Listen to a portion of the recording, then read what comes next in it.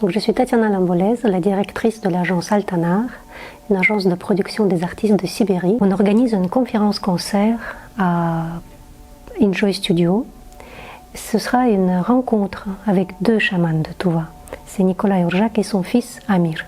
Amir aussi, c'est un chaman. Il enseigne le mouvement.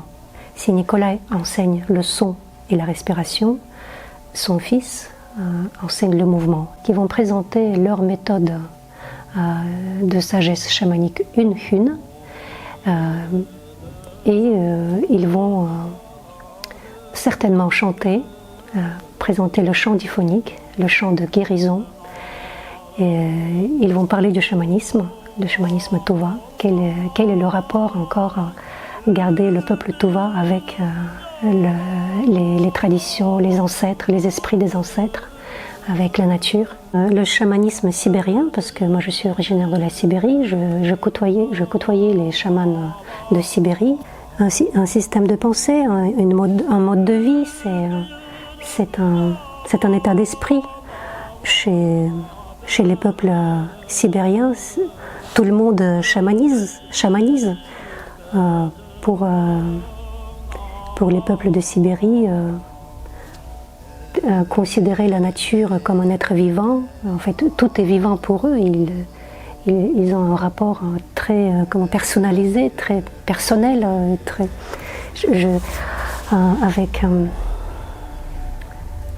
avec les éléments, avec tout ce qui les entoure, les forêts, les montagnes, les rivières, tout est vivant. Donc chaque objet, chaque petite fleur,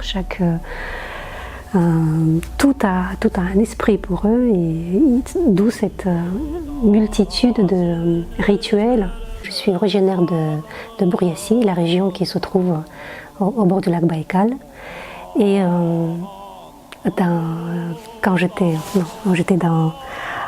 chez moi, quand j'étais encore en Bouriassy, je faisais partie d'une troupe professionnelle de danse et je connaissais beaucoup d'artistes. Je suis venue faire les études à la Sorbonne en France. J'ai eu une activité associative, et il y a 10 ans, j'ai décidé de passer à un état plus professionnel et créer cette agence pour faire venir des troupes, des ensembles, des groupes de musique de Sibérie, mais pas seulement de la Bouriassy. En fait, aujourd'hui, je me suis donné comme mission, c'est de promouvoir les peuples autochtones de la Sibérie en voie de disparition. Ce sont des cultures ancestrales, ce sont des peuples qui sont très peu nombreux aujourd'hui, qui pratiquent encore le chamanisme, et ils ont encore un rapport très très fort, un lien très fort avec la nature. Et donc, voilà, d'où le désir de promouvoir ces cultures en voie de disparition. Et il y a 3 ans, j'ai eu de la chance de rencontrer le chaman de Touva, Nikolai Orjak, que je fais venir maintenant, que je collabore avec lui régulièrement, et je le fais venir en France 3-4 fois par an.